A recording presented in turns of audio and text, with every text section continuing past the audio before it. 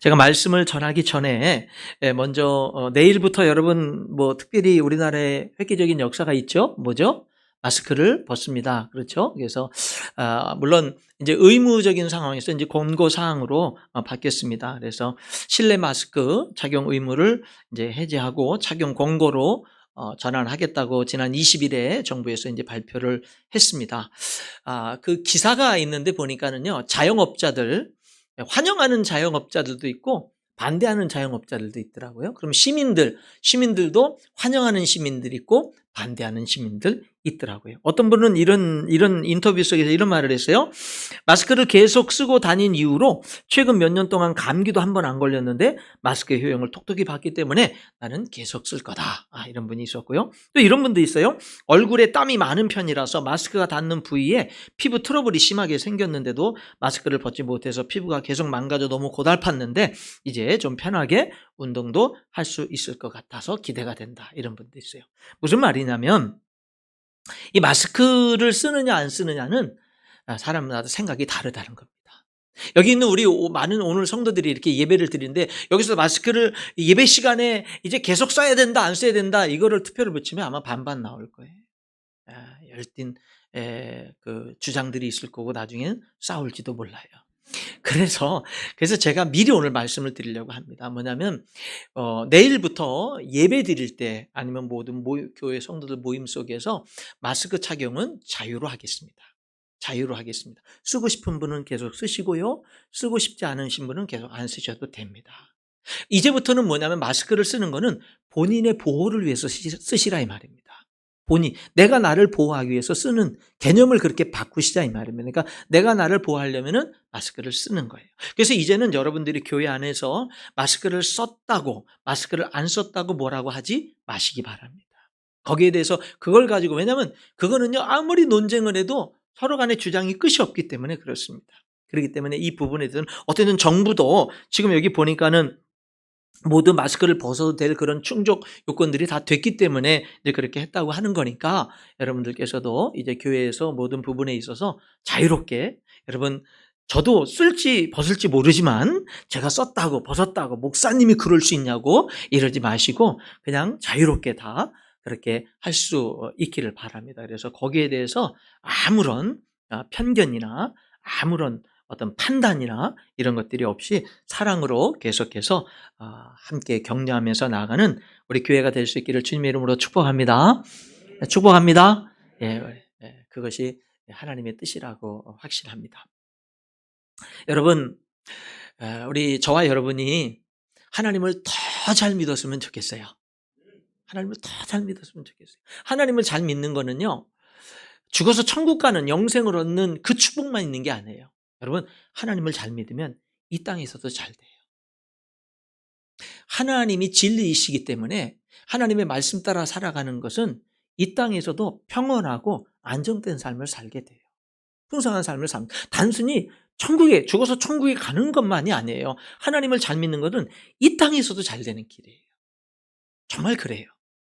그렇기 때문에 저와 여러분이 이 땅에서도 잘 살고 정말 천국에서도 영생을 얻는 그런 진정한 축복된, 하나님이 우리 인간을 창조하신 진정한 축복된 삶을 위해서 여러분들이 하나님을 더 잘 믿는 그런 역사가 있을 수 있기를 축복합니다. 제가 요한복음 10장 10절을 한번 읽어볼게요. 도둑이 오는 곳은 도둑질하고 죽이고 멸망시키려는 것뿐이요. 내가 온 것은, 예수님이 말씀하신 거예요. 내가 온 것은, 예수님이 온 것은 양으로 생명을 얻게 하고 더 풍성히 얻게 하려는 것이라. 나는 선한 목자라. 선한 목자는 양들을 위하여 목숨을 버리거니와. 이렇게 말씀했어요. 여러분, 도둑은 목적이 도둑질하기 위해서 오지만 예수님은 하늘보좌 영광을 이 땅에 사람으로 왜 오셨느냐면 저와 여러분에게 생명을 주시기 위해서요. 영원한 생명을 주시기 위해서고, 영원한 생명을 주시고 더 풍성히 얻게 하려 함이라. 그래서 예수님이 오신 거예요. 그렇기 때문에 저와 여러분이 정말 하나님을 잘 믿으면 잘 믿을수록 그 가정이 복된 거고, 그 개인의 심령의 평강과 은혜와 축복이 임하는 거고, 그 사람을 통해서 많은 사람들이 복을 받고 하나님이 영광을 받게 되는 거거든요. 하나님 잘 믿어야 되는데 그럼에도 불구하고 우리는 하나님 잘 믿는 게 쉽지 않습니다. 쉽지 않아요. 왜냐하면 우리의 연약함을 사탄이 정말 잘 알고 강한 존재인 사탄이 우리의 그 연약함을 공격하기 때문에 그래요. 그래서 우리들은 날 그냥 내버려 두면 좋은데 나를 계속 넘어뜨리려고 하는 악한 존재가 있기 때문에 그래요. 그렇기 때문에 우리가 예수님께 가까이 붙어 있으면 악한 존재가 예수님이 두려워서 가까이 못하지만 우리가 예수님에게서 멀어지면 멀어질수록 악한 존재의 공격을 더 많이 받게 되는 거예요. 그래서 하나님에게서 더욱더 멀어져 가게 되는 그런 역사가 있는 거거든요. 그래서 우리가 정말 영적인 싸움은 우리가 원하든 원치 않든 피할 수 없는 거기 때문에 주님과 더 가까이 동행하는 우리의 삶이 돼야 됩니다. 여러분, 그래서 결단이 필요한 거고 노력이 필요한 거예요. 여기 이스라엘 백성들 하나님의 백성으로 선택받았고요. 온갖 저와 여러분이 보는 것보다 더 엄청난 기적을 체험한 사람들입니다. 이 사람들은. 왜냐하면 그들이 애굽의 노예 생활에서 가나안 땅으로 가야 되는 그 시점에 있었기 때문에 가나안 땅에 정착해서 편안하게 산다면 기적이 많이 필요 없겠지만 그들은 지금 애굽에서 그 강력한 애굽 군대로부터 해방돼야 되고 그 가나안 땅까지 가야 되고 가나안 땅에 살던 사람들을 몰아내고 정착해야 되고 이들에게는요 하나님의 기적이 필요한 거예요. 그래서 그들은 애굽에서 10가지 재앙, 초태생들이 죽는 그런 재앙을 통해서 바로 왕이 항복을 해서 이스라엘 백성들을 내보냈고 나중에 또다시 죽이겠다고 쫓아가던 그들을 홍해에서 이스라엘 백성들은 홍해 바다가 갈라져서 구원하시고 그 다음에 뒤쫓아던 애굽 군인들은 다 바닷물이 다시 합쳐져서 죽게 되고 이런 엄청난 수많은 기적 속에서 그들은 살아갔거든요. 그런데도 하나님을 믿지 못하는 거예요. 믿었다가 또 안 믿었다. 기적을 보면 믿었다가 며칠 지나면 또 잊어버렸다가 계속 그런 일들을 반복하는 모습들을 봅니다. 오늘 읽은 이 32장도 그런 가운데 이들이 크게 실패하는 장면이에요. 믿음에서 크게 넘어지는 그런 장면인데 이들이 왜 넘어졌는지를 우리들이 한번 오늘 이 시간에 보기를 원하는 거예요. 왜 넘어졌나? 왜냐하면 우리들도 그 비슷하게 넘어지거든요. 예, 이들이 왜 넘어지냐면 첫 번째는요. 이들은 기다리지 못해서 넘어져요. 왜 넘어졌다고요? 기다리지 못해서 넘어져요. 여러분 우리들도요. 잘 못 기다립니다. 하나님의 때까지 못 기다려서 내가 그냥 서둘러서 뭔가 일을 저질러서 일을 그르쳐요. 망쳐버립니다. 우리들도 여러분 신앙생활 하는 데 있어서 기다리는 게 얼마나 중요한지 몰라요. 지난 수요일 날 설교를 할 때 무명의 그리스도인들, 믿음으로 산 그리스도인들의 그 특징이 뭐냐면 믿음으로 하나님의 기적이 나타나고 하나님의 능력과 영광이 나타나서 믿음으로 이기는 역사들이 있었어요. 그런데 믿음은 하나님을 믿는데도 불구하고 고난이 계속 오고 환난이 계속 오고 어려움이 계속 와요. 이상하게 어떤 사람들은 믿음 때문에 승리하는데 어려움을 이겨내고 승리하는데 어떤 사람은 똑같이 신실하게 하나님을 믿는데도 불구하고 고난과 어려움이 오는 거예요. 근데 그들은 믿음이 어떻게 나타나냐면 그 고난과 어려움을 이겨내는 것으로 나타나는 거예요. 견뎌내는 것으로 나타나는 거예요. 그리고 그 고난과 어려움을 이겨내고 견뎌내는 과정을 통해서 빚어지고 하나님을 알게 되고 더 놀라운 하나님의 사람으로 지경이 넓혀지며 그 놀라운 능력들을 갖추게 되는 그런 모습들을 보는 거예요. 그러니까 하나님의 역사는 여러분의 삶에도 어떤 때는 여러분의 그 기도에 응답하시면서 능력으로 여러분들의 삶 속에서 역사에서 놀라운 승리를 주시기도 하지만 여러분의 삶에서 어떤 때는 하나님이 뭐 하냐면요 마치 하나님이 안 계신 것처럼 아니면 하나님이 나를 사랑하지 않는 것처럼 나의 문제에 관심을 안 갖는 것처럼 하나님이 뭐냐면 내 삶에 역사를 안 하는 것 같이 느껴질 때가 있는 거예요. 그래서 내가 뭐 하는 거예요? 견뎌야만 되는 거예요. 언제인지 그래도 견뎌도 이게 일주일만 견디면 돼, 한 달만 견디면 돼 이러면 괜찮은데 언제인지 모르는 가운데 견뎌야 되는 거예요. 끝을 모르는 가운데.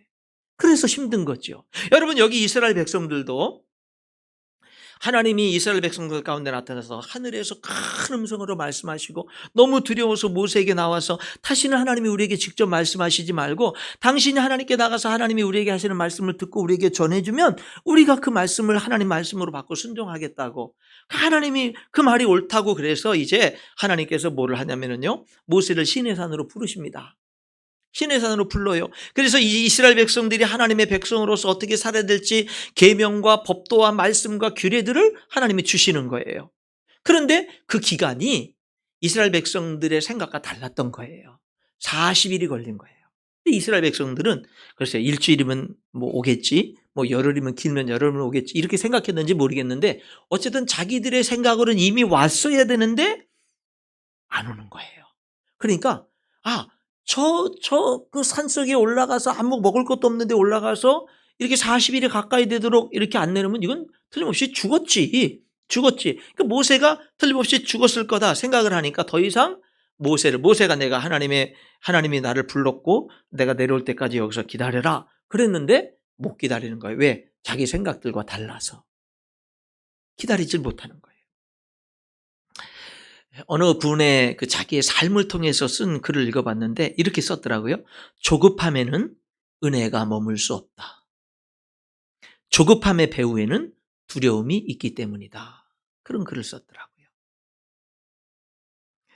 여러분, 하나님을 믿고 하나님과 동행하는 삶에 있어서는 기다림이라는 게 참 중요합니다.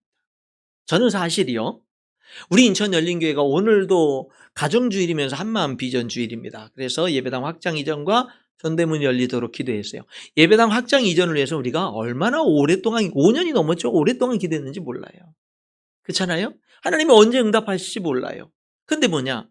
하나님의 역사에 우리가 믿음이 없어서 뒤처져서도 안 되지만 하나님의 역사보다 앞서가서도 안 되는 거거든요. 그러니까 깨어 있어야 되는 거거든요. 기도로 깨어 있어야 되는 거예요. 계속 하나님께 묻고 계속 하나님 앞에 질문하면서 기도로 깨어 있어야 되는 거죠. 하나님은 반드시 하나님의 때에 이루실 거예요. 그러니까 저 같은 경우는 뭐라고 기도하냐면, 하나님 정말 깨어 있어서 하나님의 때보다 앞서가지도 않고 늦춰지지도 않게 해주세요. 하나님 앞에 기도하면서도 뭘 위해서 기도하냐면, 저는 그걸 항상 같이 기도하거든요. 하나님, 우리 교회에 나이 많으신 어르신들 계시는데 하나님이 허락하실 때까지 특별한 능력으로 건강 붙잡아 주셔야 됩니다. 이 4층 예배당 오르락 내리락 하시는데 그런데 전혀 지장 없도록 하나님이 응답해 주시기 전까지는 하나님이 지켜주셔야 됩니다. 저는 그렇게 반협박식으로 하나님 앞에 기도를 하고 있어요, 같이. 여러분, 이것도 몰라요, 하나님이 언제 응답하실지. 우리는 기도하는 거예요. 하나님은 들으시고 우리의 기도를 반드시 응답하실 것을 믿기 때문에 기도하는 거예요. 기도만 해요? 안 해요. 깨어있는 거예요. 하나님이 어떻게 역사하시는지 깨어있는 거죠. 여러분, 여러분의 삶도 마찬가지입니다. 여러분의 삶에도 여러분 기다림의 영성이 필요한 줄 믿습니다. 왜 기다려야 되는 줄 아세요? 정말 중요한 얘기예요. 왜 기다려야 되는 줄 아세요? 우리가 기다리는 동안에요, 하나님이 일하시거든요. 우리가 기다리는 동안에요, 난 아무것도 안 하고 나는 내가 할 수 있는 일이라고는 기다리는 것밖에 없는 그 시간에는 하나님이 우리를 위해서 일하시거든요. 자, 한번 성경 보십시오. 오늘 32장 읽었잖아요. 여기 32장을 붙드시고 앞으로 쭉 넘어가 봅니다. 24장으로 넘어가 보면은요, 이 성경은 어떻게 이어지는 거냐면 사실은 24장에서 32장으로 이어져야 자연스러운 거예요, 이 성경은. 자, 24장을 보면은 먼저 모세를 하나님이 시내산 정상으로 부르기 전에 아론과 70명의 장로들을 하나님이 먼저 만나 주십니다. 그들에게 놀라운 하나님의 역사를 체험하게 하셔요, 하나님이. 그래서 여기 24장 9절부터 보면 모세와 아론과 나답과 아비후와 이스라엘 장로 70인이 올라가서 이스라엘의 하나님을 보니 그 발 아래에는 청옥을 편듯하고 하늘같이 청명하더라. 하나님이 이스라엘 자손들의 존귀한 자들에게 손을 대지 아니하셨고 그들은 하나님을 뵙고 먹고 마셨더라. 여러분, 여기 70명의 장로들과 이 지도자들은요, 하나님을 뵙고 먹고 마시는 엄청난 역사를 누렸어요. 하나님이 그 역사를 누리게 한 다음에 그 다음에 12절에 모세를 시내산으로 부른 거예요. 모세가 40일 동안 시내산에 있는 동안에 그 모세의 지도력을 행사해야 될 그 사람들에게 영성으로 먼저 하나님께서 뭐 한 거예요? 무장시켜 준 거예요. 예, 그리고 올라간 거거든요. 그래서 이제 모세가 하나님이 이제 올라갑니다. 12절에 여호와께서 모세에게 이르시되 너는 산에 올라 내게로 와서 거기 있으라. 내가 그들을 가르치도록. 이제 이스라엘 백성들이 하나님의 백성으로 살아가니까 그들이 하나님의 백성으로 어떻게 사는지를 가르치도록 여러분도 배워야 돼요. 하나님의 백성으로 여러분들이 어떻게 살아야 되는지 말씀을 통해서 배워야 되는 겁니다. 가르치도록 내가 율법과 계명을 친히 기록한 돌판을 내게 주리라. 그래서 13절에 모세는 여호수아와 함께 올라갑니다. 그리고 14절에 장로들에게 하나님의 영광을 본 장로들에게 여기서 올 때까지 기다리라고 그렇게 합니다. 그리고는 이제 올라가요. 15절에 그랬더니 16절에 여호와의 영광이 시내산 위에 머무르고 구름이 엿새 동안 산을 가리더니 일곱째 날에 여호와께서 구름 가운데서 모세를 부르시니라. 여기 16절을 보시면요. 모세가 시내산에 올라갔어요. 여러분 하나님이 모세를 시내산에서 만나 주시기까지 또 며칠을 기다리게 하신 줄 아세요? 6일을 기다리게 했어요. 신기하죠? 그렇죠? 시내산에 올라갔으면 만나줘야 될 거 아니에요. 근데요 7일째에 나타나서 말씀하시는 거예요. 그러니까 모세도 뭐 하는 거예요? 불렀어요. 올라갔어요. 근데 나타나질 않는 거예요. 이틀이 돼도 3일이 돼도 뭐 하는 거예요? 기다리는 거예요. 여러분 하나님은 기다리게 하십니다. 모세도 기다리게 하시고요. 이스라엘 백성들도 기다리게 하시는 거예요. 자 보세요.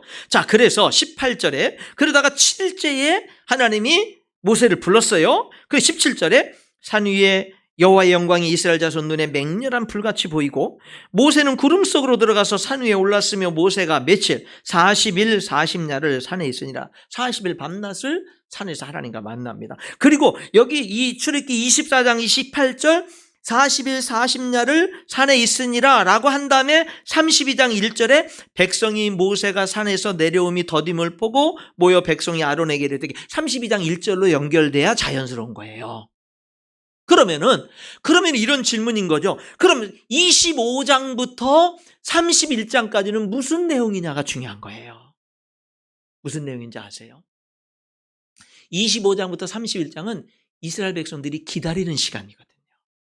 기다리는 시간에 시내산 정상에서 하나님과 모세와 지금 보내는 시간이거든요. 이스라엘 백성들이 기다리는 그 지루하게 기다리다 못해서 그냥 다 망쳐버리는 그 시간인데 그 기다리는 그 시간에 하나님은 25장부터 31장까지 읽어보면요. 하나님이 이스라엘 백성들 가운데 거해서 그들과 함께 동행하기 위해서 그들 가운데 하나님의 집을 짓도록 성막을 짓도록 성막 설계도를 말씀하시고 그리고 그들이 성막에서 하나님을 어떻게 만나고 예배하며 하나님과 동행할 수 있는지 제사장의 제도와 그렇게 하나님 앞에 드리는 제사 제도를 말씀하시는 게 그 내용들이에요. 그러니까 여러분 이 이스라엘 백성들이 기다리는 동안에는요 하나님이 일하고 계시는 거예요. 어떤 일? 이스라엘 백성들을 위한 축복의 일을 하고 계신 거예요. 여러분 저와 여러분이 기다리는 시간에 하나님은 일하시는 거예요. 우리 교회 예배당 확장 이전을 위한 기도에도 여러분 우리가 이런 믿음을 가져야 돼요. 하나님은 지금도 우리의 기도에 여러분 오늘 12가지 기도 제목 보세요. 이거 이루어지기가 쉽겠어요 이거 어디? 그렇잖아요. 구체적으로 이거 다 하나님이 조합해가지고 다른 모든 거랑 합력해서 이루려면 이 시간이 걸리는 것 같아요. 이게 우리들이 요구하는 게 커가지고 그렇잖아요. 하나님은 지금도 일하고 계시는 줄 믿습니다. 여러분이 기다려야 될 때가 있어요. 그래서 중요한 게 뭐냐면 한번 따라 하실까요? 잘 기다려야 합니다. 네, 잘 기다려야 돼요. 그럼 질문이죠. 어떻게 하는 게 잘 기다리는 걸까? 여러분, 잘 기다리는 거는요. 요셉을 통해서 배울 수 있고 다윗을 통해서 배울 수 있어요. 잘 기다리는 건 뭐냐면 노예로 팔려갔던 억울한 누명을 쓰고 감옥에 갇혔던 사울왕에게 이리저리 쫓겨다니고 사막으로 광야로 그냥 살기 위해서 몸부림 오직 인생이 그냥 뭐 비전을 가지고 꿈을 가지고 뭔가 이루는 게 아니라 그냥 살기 위해서 몸부림치는 것 같은 다윗이 10년이 넘는 그런 세월을 살아가는데도 그런데도 뭐냐 하나님과 동행하는 거예요. 그런데도 뭐냐 그냥 자기 도망치는 삶에서 하나님과 동행하면서 신실하고 노예로 팔려갔으면 노예로서 신실하고 억울한 누명 쓰고 감옥에 던져졌으면 그 좁은 쇠창살 안에 그 좁은 그 운신할 폭이 좁은 거기에서 그 삶에 성실하고 왜? 살아계신 하나님을 믿으니까 그게 잘 기다리는 거예요. 하나님의 때까지. 여러분들이요, 실패하고, 여러분들이요, 고난과 어려움 속에서 내가 지금 특별히 뭐 할 일이 없는 것 같고, 일자리도 잃어버리고, 뭐 특별히 할 일이 없는 것 같고, 그럴 때라도 뭐냐면, 지금 내가 그럼 해야 될 일은 뭐지? 내가 할 수 있는 일은 뭐지? 그런 일들을 주님과 동행하면서 성실하게 행하는 거. 그게 잘 기다리는 것이고, 또 하나는 뭐가 잘 기다리는 거냐면, 기도하는 거예요. 내 소원을, 내 꿈과 비전을 하나님께 계속 아뢰는 거예요. 아뢰는 거예요. 성실하게 내게 지금 주어진 삶에 내가 원하는 대로 주어지지 않았어도, 환경이 그렇지 않아도 내게 주어진 삶에 성실할 뿐만 아니라 하나님과 동행할 뿐만 아니라 기도하는 거예요. 나의 소원과 나의 바람을 하나님께 기도하면서 동행하는 삶, 바로 그게 뭐예요? 잘 기다리는 겁니다. 성도 여러분, 정말 우리 믿음으로 잘 기다릴 줄 아는 그런 삶을 살아가는 저와 여러분 될 수 있기를 축복합니다. 잘 기다리는. 또 하나, 이 이스라엘 백성들이 왜 실패를 하냐면요, 영적인 영향력을 받지 못해서 실패했어요. 모세가 있을 때는 모세는 철저히 하나님의 말씀을 받아서 하나님의 뜻대로 이스라엘 백성들을 인도하던 사람입니다. 이스라엘 백성들이 원망하고 막 데모하고 막 일어나면은 모세는 뭐 하냐면은요, 그들의 데모하는 그들의 이야기를 듣고 그 데모를 들어주는 게 아니라, 데모하고 일어나면 하나님 앞에 엎드려가지고 하나님 어떻게 할까요 해가지고 하나님의 음성을 듣고 하나님의 음성대로 행한 사람이에요. 그래서 항상 원망하고 불평하고 데모하는 이스라엘 백성들을 통해서 문제 해결이 된 게 아니라, 항상 엎드려서 기도하고 하나님께 묻고 간구하는 모세를 통해서 항상 문이 열려지고 길이 열려졌어요. 그런데 여러분, 여기 모세가 올라가면서 아론에게 지도력을 위임했단 말입니다. 하나님은 아론에게 지도력을 위임하기 전에 먼저 하나님은 그들을 만나 주셨고요, 그들과 먹고 마시면서 하나님의 영광을 보여주셨다고요. 그런데도 불구하고 아론은 뭐예요? 영성이 없어요. 여기 아론 보세요. 오늘 여기 32장 어떻게 합니까? 모세가 하늘에서 내려오는 것이 더뎌요. 그러니까 이스라엘 백성들이 아론에게 달려 들어갑니다. 그리고 뭐라고 얘기합니까? 우리를 위하여 인도할 신을 만들자, 우상을 만들자라는 겁니다. 왜? 모세는 어떻게 됐는지 모른다고. 40일 다 돼가니까 모세는 죽었는지 틀림없이 죽었을 거 아니냐 이 말이에요. 산속에 40일 어떻게 살아요? 죽었을 거 아니냐 이 말입니다. 그러니까 그렇게 백성들이 요구하니까 2절에 아론의 반응이 2절에 나옵니다. 어떻게 반응해요? 아론이 그들에게 이르되 너희의 아내와 자녀의 귀에서 금고리를 빼어 내게로 가져오라. 모든 백성이 그 귀에서 금고리를 빼어 아론에게로 가져가며 아론이 그들의 손에서 금고리를 받아서 부어서 조각칼로 새겨 송아지 형상을 만드니 그들이 말하되 이스라엘아, 이는 너희를 애굽 땅에서 인도하는 너희 신이로다 하는지. 여러분, 아론은요, 하나님께 물을 줄 몰라요. 기도할 줄 몰라요. 어떤 문제가 생길 때 하나님의 뜻이 무엇인지에 물어볼 생각도 안 해요. 그냥 백성들의 요구를 들어주는 지도자예요.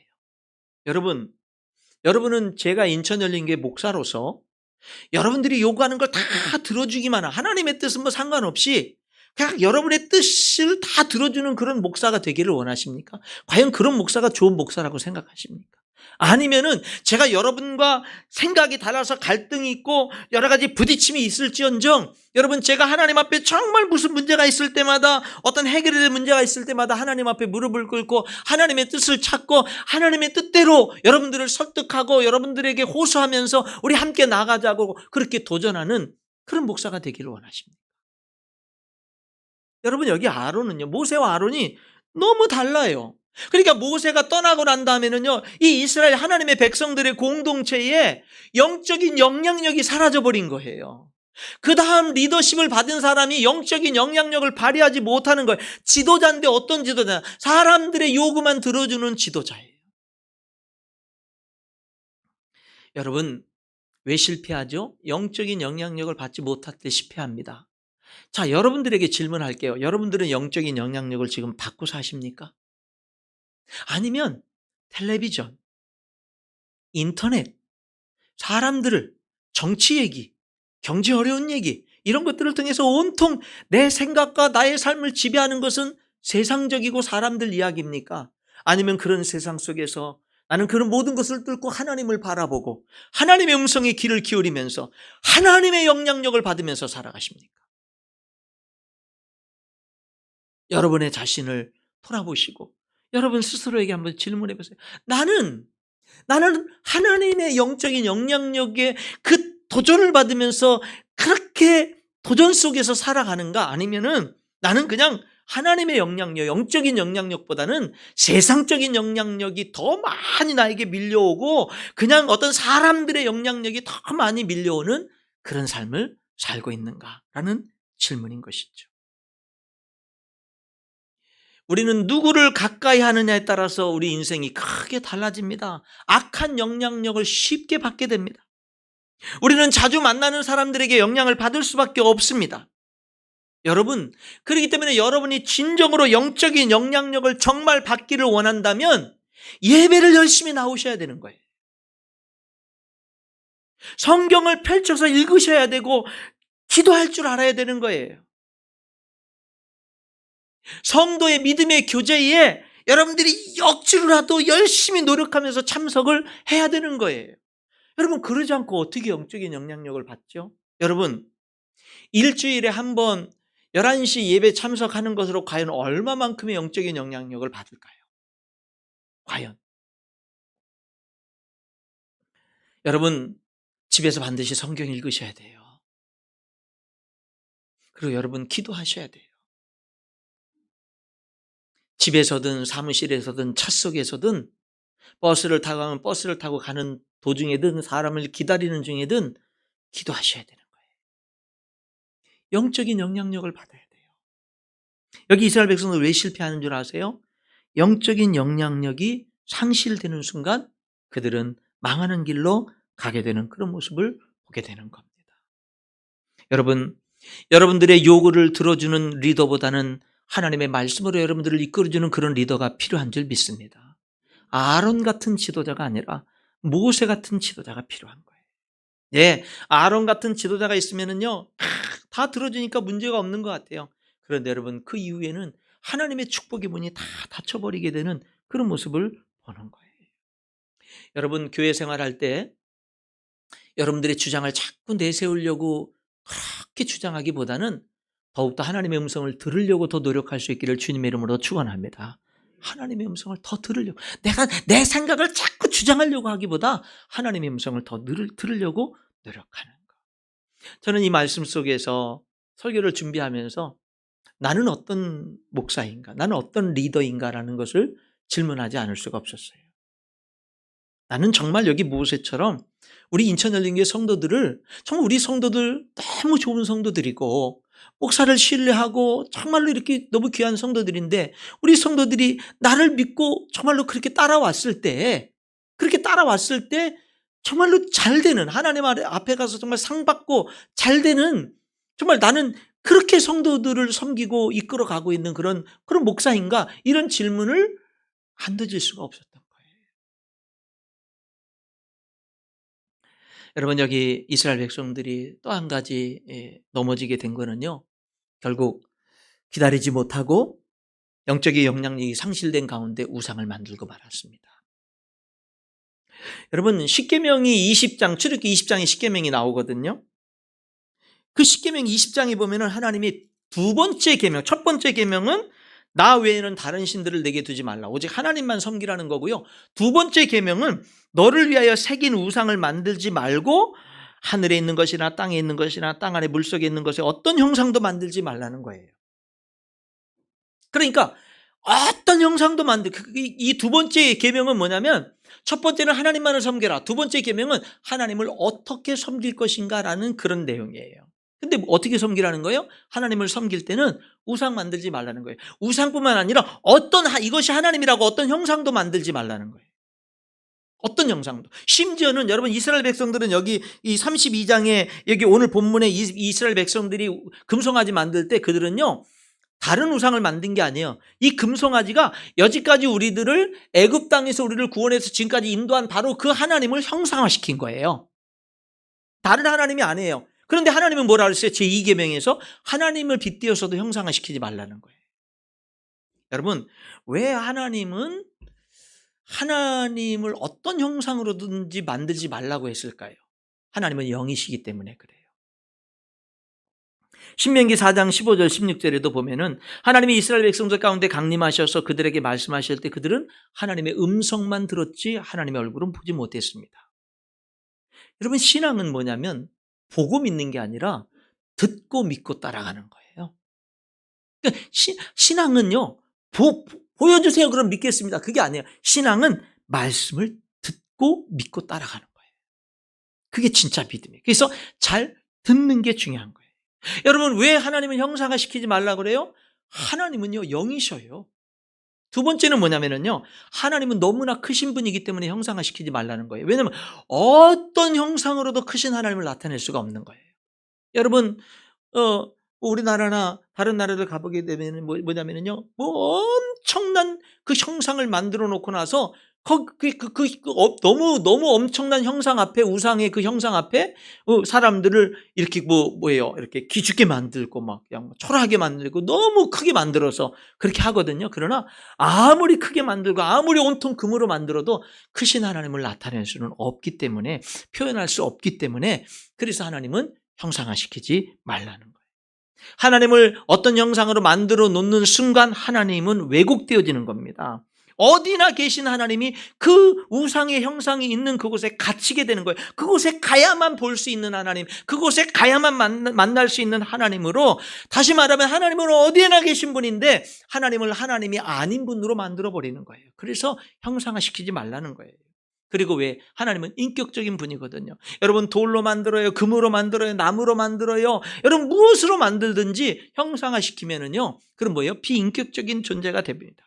여러분, 그러면은 뭐가 돼요? 하나님은 우리와 여러분과 인격적인 관계를 맺기를 원하는 거예요. 그러니까 하나님을 형상화시키지 말라는 얘기는 하나님과 하나님을 교제가 없는 대상으로 만들지 말라는 이야기고, 하나님을 형상화시키지 말라는 얘기는 하나님을 내가 이용할 수 있는 대상으로, 하나님을 내가 무시해도 되는 대상으로 여기지 말라라는 말씀입니다. 그러니까 여러분, 두 번째, 하나님을 어떻게 섬겨야 되느냐? 형상화시키지 말라, 우상을 만들지 말라라는 말은 모든 곳에 어디나 계신 그 하나님을 하나님 댁에 섬기라고 하는 그런 말씀이 되는 거예요. 이스라엘 백성들은요, 보기를 원했어요. 그래서 우상을 만들었어요. 그러므로 하나님을 왜곡시켰거든요. 그리고 타락을 했어요. 성도 여러분, 신약 성경은 오늘날의 우상이 뭐라 하는지 아세요? 탐심은 우상 숭배니라, 이렇게 말해요. 뭐가 우상이에요? 탐심은 우상 숭배라고 말해요. 여러분, 오늘 우리가요, 감사해야 됩니다. 지금 내 형편과 처지에서 감사해야 돼요. 물론 우리에게 필요한 것 구해야 되고 비전과 목표를 가지고 노력하면서 달려가야 됩니다마는 감사함으로 달려가야 되는 거예요. 감사함으로 필요한 걸 구하고, 감사함으로 비전을 세우고, 감사함으로 목표를 세우고, 감사함으로 달려가야 되는 거예요. 감사는 오늘 해야 되는 거예요. 감사는 내일로 미뤄서는 안 되는 겁니다. 말씀의 결론을 맺겠습니다. 여러분, 여기 이스라엘 백성들이 실패한 세 가지가 나오죠. 이 세 가지 실패는, 이스라엘 백성들은 다 자기들 잘 되고자 다 시도했던 것들인데 그것이 결국 그들에게 진정한 좋은 것이 되지 못했던 겁니다. 여러분, 첫 번째가 뭐였어요?